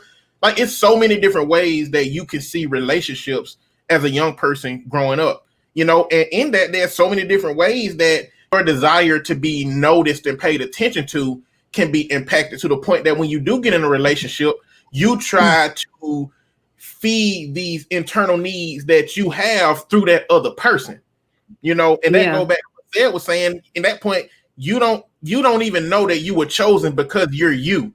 You may have been chosen because this person needs something, and you're the one that can cater to that emotional deficit that they have better than anybody else. So they ain't even choose you because of what you offer. They chose you from what they see you being able to give them. And all of that comes from how your family and your children, how you as a child saw your family around you, and what dynamic in your brain that created and what kind of needs it created. My. I think that's a good point to put a pin in and take a quick break. We'll keep talking on the social media stream, and when we come back on air, we will continue this conversation about relationships. DMR, you getting what you getting, but what am I getting? Can I get what I need from a relationship? Let's talk about that in the second half. You're listening to the Abby Award-winning Vital Show right here on B94.9 WATV. We'll be right back in just a moment.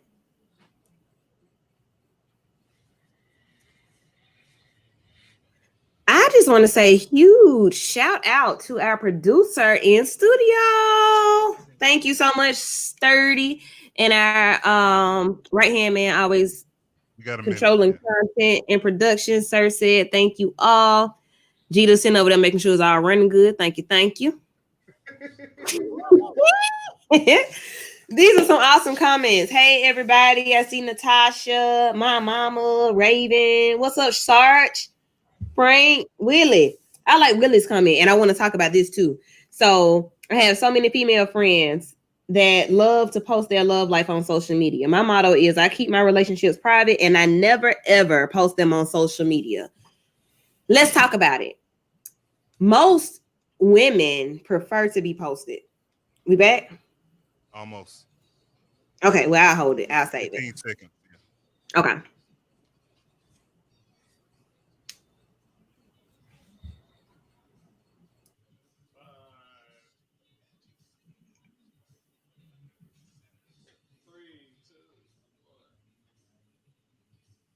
And we are back on the Abby Award winning Vital Show, getting into the nitty gritty of DMR, dating, mating, and relating.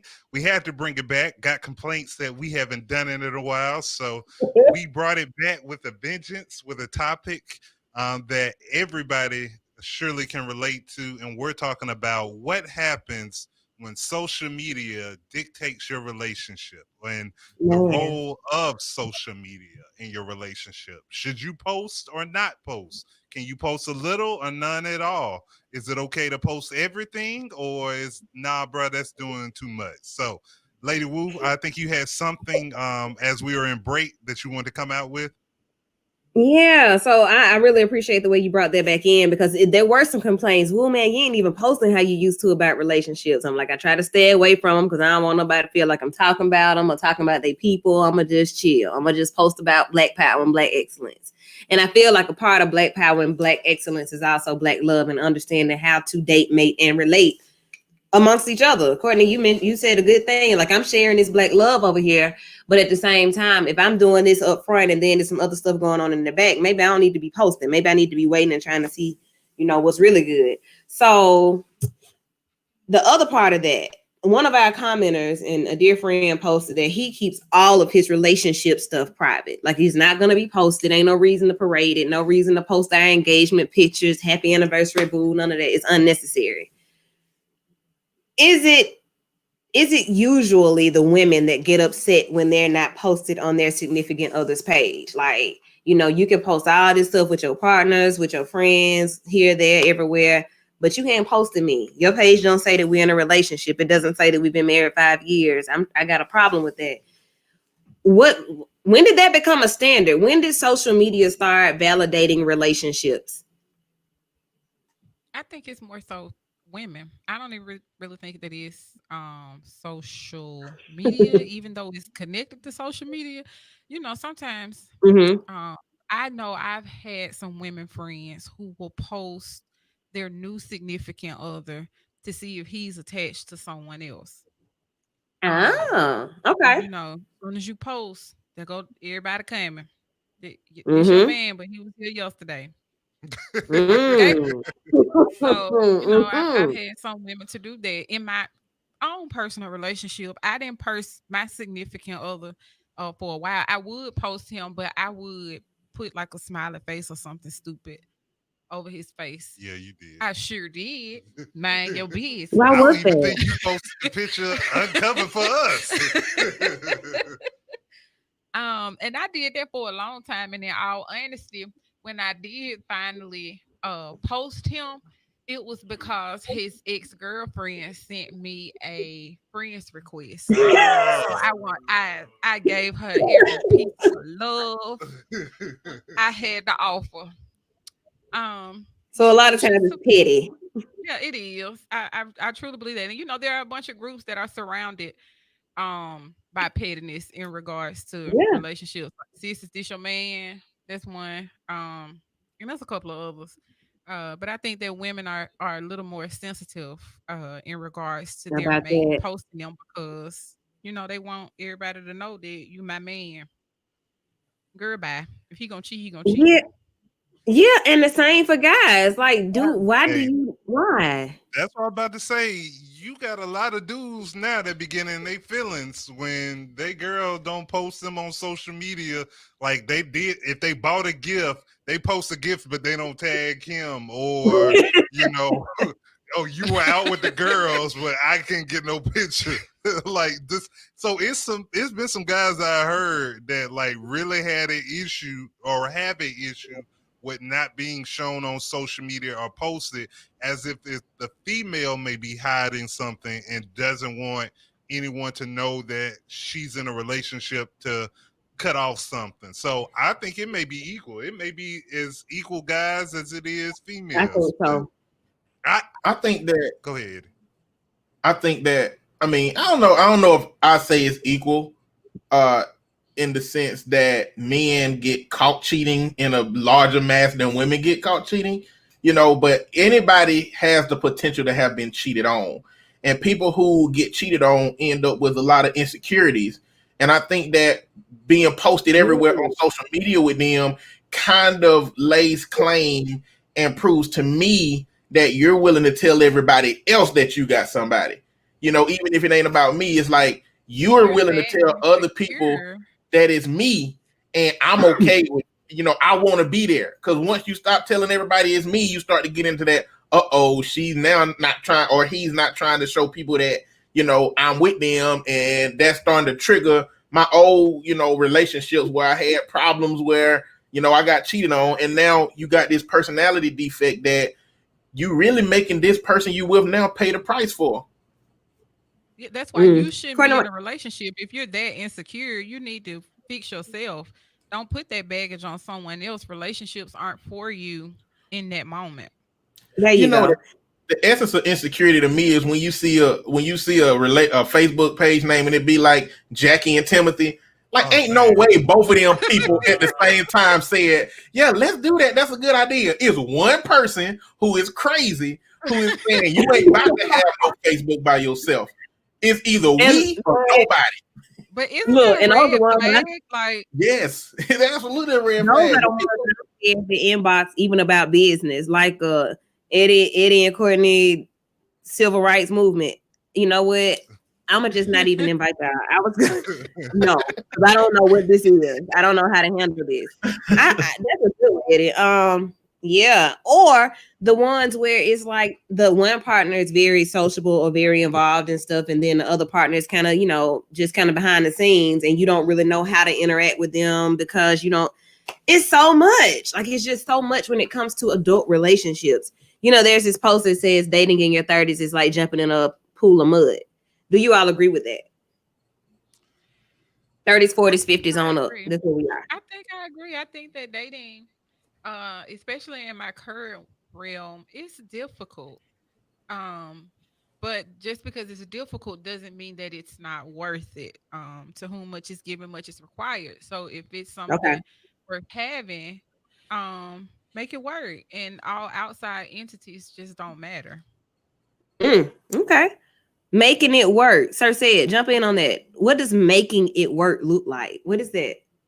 I think it's when I hate to say making it work because it's almost like forcing. Almost like, well, we just gonna make this thing work. I question the intent or the heart of it. Are you making it work because we just got to make this thing work? Or are you making it work because I want to make it work? And even with that, to me, it is doing what you have to do as an individual for the sake of the relationship. Some things, well, it's a lot of things in relationship. I mean, two are becoming one. That's the essential purpose of a relationship. So talking about an intimate, committed relationship. But there are some things that you can do as an individual that will have a great impact on the overall relationship. So to me, making it work means we're going to do the individual work that we need to do to have a better relationship. Like if me drinking too much is a point of contention in our relationship. Let's say Cardi B said she was tired of arguing. Maybe let's say, for example, she was tired of Offset, drinking $100,000 worth of alcohol every day or something like that. That is a point of contention in a relationship, but it's nothing the both of them can do to make it work. He has to do the work to avoid spending $100,000 a day on alcohol in order for them to have a better relationship. So that's what it means to me making it work. Individual work for the greater good. I like that. Let's make this work. And with that, I tried.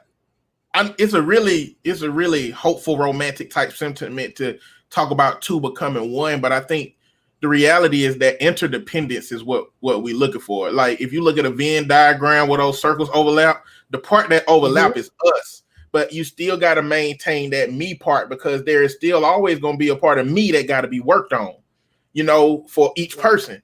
And your partner ain't your therapist too. Yeah. You can't use your therapist for your issues, and you can't use your therapist like we were talking about earlier to fulfill your emotional deficits that one feel from your family.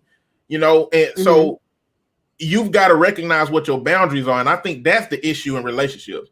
The people who are making it work haven't created boundaries that tells them when this is over.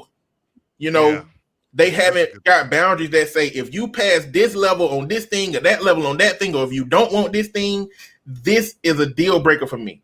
And so I think when we don't come up with those boundaries, we end up pigeonholing ourselves into not knowing when we should let a thing go. And we end up being in a thing for way longer than we should be until it crash and burn somehow. Eddie, that is phenomenal. I like that. And to tie in the very origin of this conversation tonight, when the public is involved, we're going to stretch this thing out and fight for it as hard as we can because everybody's watching. Everybody knows now. Everybody, is rooting for us. Well, some of them are rooting for us. Some of them just want you. Some of them just want me. So they just want to know what's going on. But I think that adds another element of why people want relationships to work because, oh my goodness, so many people said they saw our pictures. They saw the engagement. Video, they shared, they commented. I don't care what they saw. Delete it. But anyway, that's like getting divorced. When you get divorced, you don't get a wedding gift back. I mean, move along. You just keep it moving, right? You decide who's gonna get what, or either you have a yard sale, one of the two. So you kind of hit on something that's important. Doing it for the sake of social media. Like, even if, man, come on, like if that's a point of encouragement, man, come on, there's so many people rooting for us. It's a lot of people who try to make it work to save face. Man, we done put it all out on here on Facebook. We done took the pictures. We done did that, man. We can't. No, we can't has nothing to do with a real logical reason. It has to do with your ego and your pride. My pride, my ego can't take being rejected or admitting failure or whatever the case may be to the social media community because I value their opinion so much. And if they know this, it's going to detrimentally affect me. Dang. So in essence, what role or what would we encourage couples or people that are dating or involved in situations? What kind of advice? Eddie, therapists don't give advice. So ethically, I'm not giving advice, but as a radio personality, I'm going to say we giving advice. What advice would we give those who are dating, mating, and relating when it comes to social media and their relationships? One thing is that you need to handle your stuff as much as you can. And, shameless plug, you need to go to counseling because you can't carry your stuff to another person and expect that person to understand how to handle it, especially if it's I need a counselor level. Everything ain't I need a counselor level. Sometimes it's at life coach level. Sometimes it's at this confidant level. But whatever your stuff is, handle your stuff. You need to talk to somebody about your stuff. Don't plan on bringing your stuff to another person. The next thing is know what your boundaries are, and this is long-term work because we are constantly changing as people. Process your previous relationships. And a lot of people don't want to think about the bad things that happened in the last relationship because it's like, I got to think about the bad. But you're supposed to be processing what happened in your past experiences to keep them from, happening again. Absolutely. And identify what was good in the relationship so that you can hope for that thing or know that's the thing that you desire in that relationship. I know it's a lot of men out here who have been in an affectionate relationship and realize they like that, but did you really think about that in a way that you can communicate that, coming from a non-affectionate family or past relationships in which your mate or partner wasn't as affectionate? We got to process that, and the last thing is if you if you got your stuff together, and if if you got your stuff together and you and your partner, then the last thing you need to do is you and your partner need to talk about what's important to them about how you engage socially. Is it about just your family knowing, and on social media, your family, that's how they learn about you, and so that's why you post? Or is it just for you and your own personality, your ego, your pride, your self-esteem issues, your stuff that you're trying to find self-worth in, so for me, that's and nothing else, if nothing else, that's what it takes. Knowing yourself, knowing your boundaries, and then communicating those things with your partner so that y'all don't get y'all messages crossed up in that situation. Yeah, I appreciate those. Thank you for sharing those. That was free, guys. You didn't even have to pay for that. No copay needed. I would say for a lot of people in relationships and social media and just, groups of people, period, be it your coworkers, your neighbors, your lead, whoever you play in the league, whatever, people that are around you in your circle, when it comes to your relationship, you don't owe anybody an explanation as to what your relationship is doing. Sometimes you tell, sometimes you don't. I think what Eddie said is imperative to know who you can talk to, know who to tell. I have a thing where, especially like producing this type of program and then doing what I do for a living, where that Venn diagram, Eddie, and that gray area can sometimes seem cloudy because people will always assume that no matter what it is you're saying, it's personal. And a lot of time I talk to 1 million people a day, and I just say 1 million loosely because everybody's talking about somebody else's stuff. And if I hear it, or if I'm watching TV and I catch it, it may spark a topic and I want to discuss it. Does that mean that that's what's happening in my home? No. But if I post it on social media, do I need a peanut gallery to run and tell my partner? Nope. We're friends on social media. He can see it himself.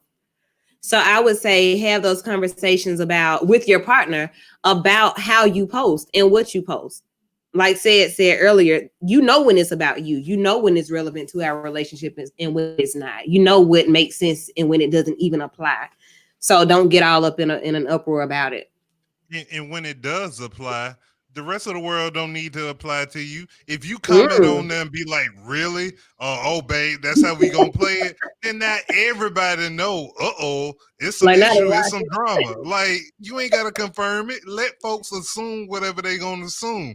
You can make a claim or a caption on your post, Woo, and say, this has nothing to do with me or my relationship, and folks will still go back and say it has something to do with you and your relationship. Man, you saw this. Now y'all like to say, you seen this. Now take screenshot and be like, hey, what's going on with y'all? Y'all okay? Everything good? No, but can you fix it? Do you have this $1 million we need to get out of this situation? Cash app it to me. Y'all just need to make it work. That's all. Y'all just make it work. So that's what happens when everybody's involved. So I mean, the biggest advice I guess could be, if you and your partner aren't strong enough, stay off social media. Man, for me, I was so glad in this previous relationship that we were both on the same page about social media. It's like either one of us is like, no, we don't do social media posts about the other. So sometimes I used to troll people. I remember one post in particular, like we both had the same pair of shoes on or something like that. So I snapped a picture, put it on Instagram, and now everybody got poking people between the bushes and who is that and what you got going on? And I ain't even comment, got the DMs, didn't even respond. Like, the people that needed to know knew who exactly that was. So when I would go out of town and they would see pictures of just me, people that knew what was going on with my relationship, they knew who I was with because I told them who I was going with. But everybody else, they can make assumptions about who I'm there with. If I'm there by myself, I didn't care. She didn't care. Neither one of us cared about social media opinion of our relationship. The people that needed to know knew. Everybody else, it was no consequence. Like, even with the video, honestly, had her aunt or family member not posted that video on Facebook, I may have not even posted anything. Because I remember you even texting me, it was like, I was waiting to say something before, let's go see what you said. Because if you didn't post, I wasn't going to say nothing. Yeah. Right. It's your news. Let me ask a question though, said. So now when people ask you like what's going on with the relationship or what's going on with the engagement, what type of answer do you give? That's not happening anymore. Everything good. We still cool, but no, we not getting married. Just start Okay. throwing out random stuff. Say like how much your cable bill is. How much what? Your cable bill is. Cable bill 209. See what they say. Well, and Right. see, even when I give that short response, like, it just didn't work out. Everything, we still good. We're still friends. This, and the third. People still want to press. So, but what happened? Yeah, people want to know that. Hey, that's and I leave them where they at on that. That's when I started being like, hey, so my like you said, Courtney, so my cell phone bill is this much. It costs this much in gas because you trying to get in my business like you paying my bill. So since you want some like Carlos business, said let me the give other you some day, business. y'all can get tickets to my show. Get When tickets I to my put this show. book out, My you can TED buy this Talk. book. Yeah. Yeah, you can buy this book so you can find the whole story I out. bet it the Jay-Z Beyonce model. Think about it. They have endured pre-social media and social media for their relationship, and by no stretch of things have they felt obligated to make public comments about what people assume about their relationship. Yeah. You know what they do? True. They release an album, go on tour, we buy into, we eat it up, we talk about it on social media, and they could give two craps less what the conversation we're having, because they know what their relationship is and isn't separate from social media.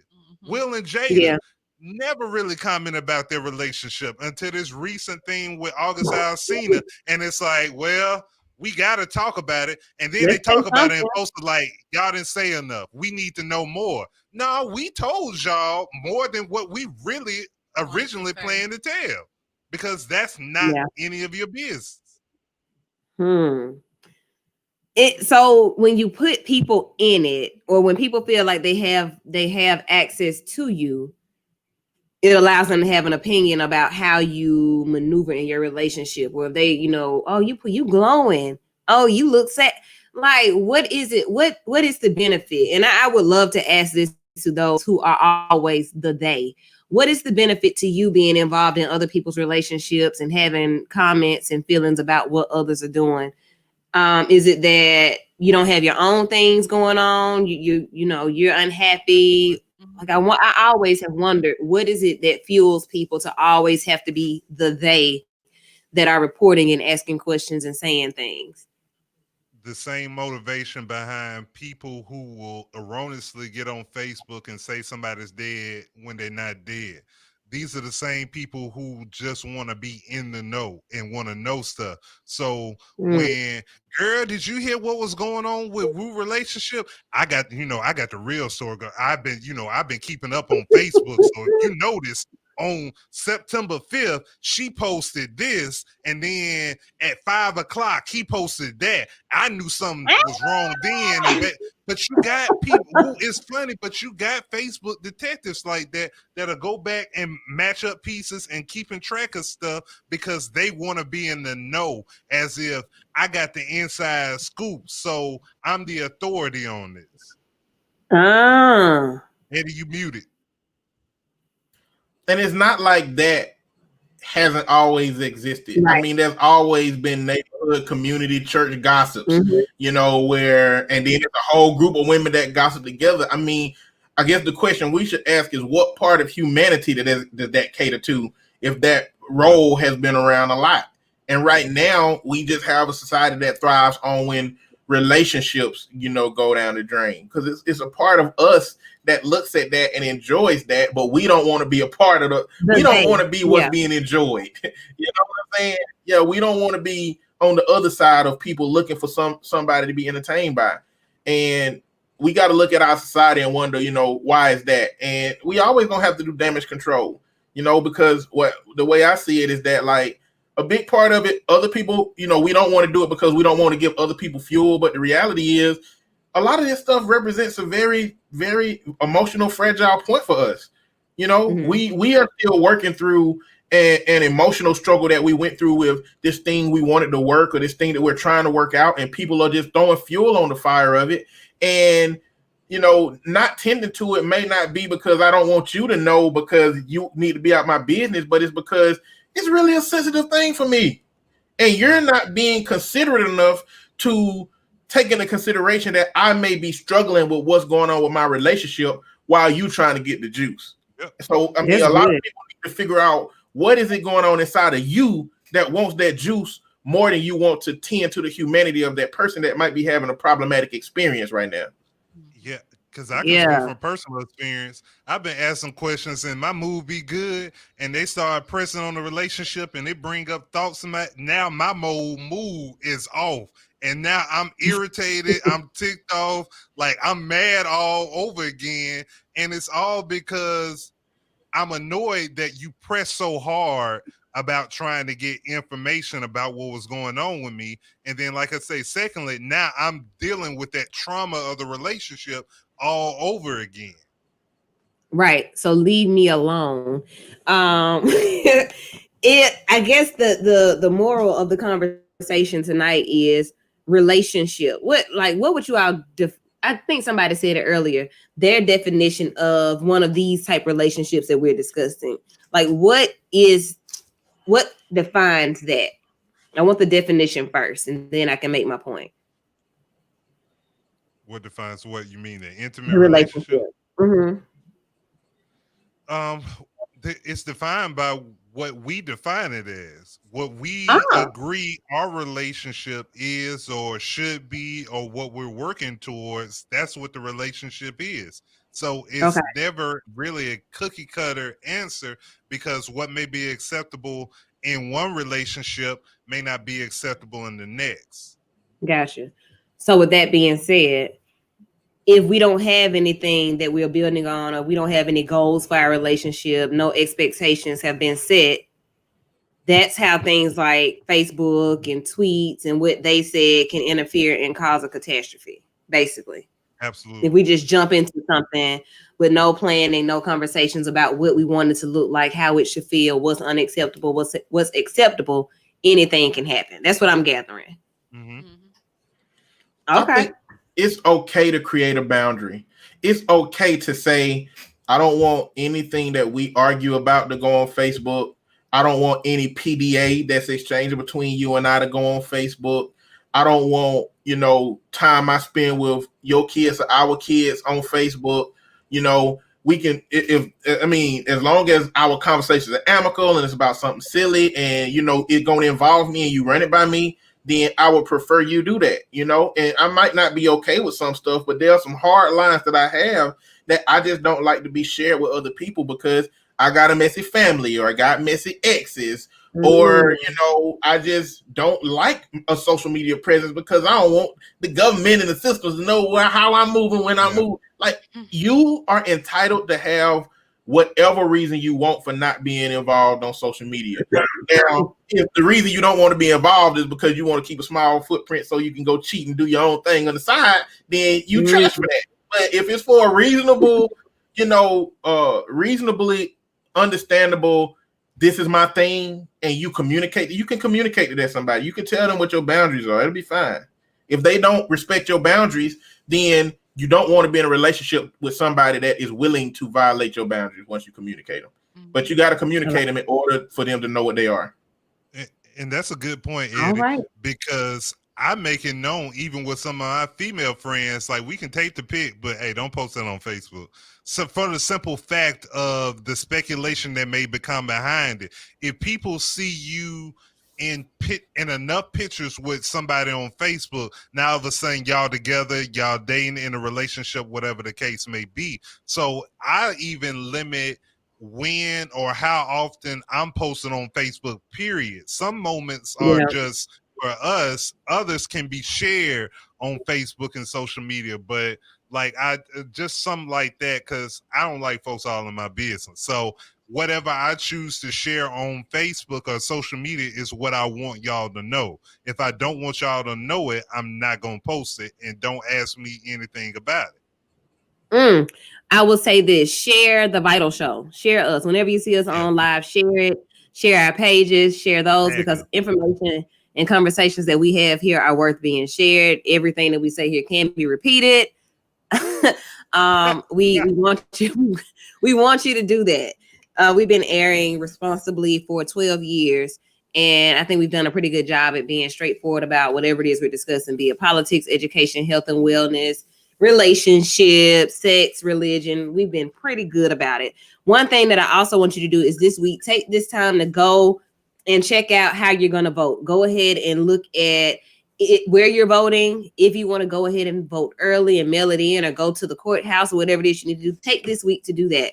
Also, take this week to complete your census. Okay.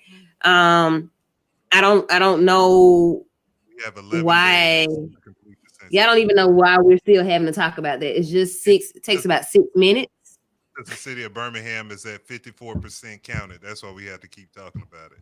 54%. Yeah, but y'all are going to talk about, but you talk about people's relationships, but you won't talk about the census and about politics, the things that really impact your lives. Well, so that's what we're about why programs are being cut, but you haven't completed the census.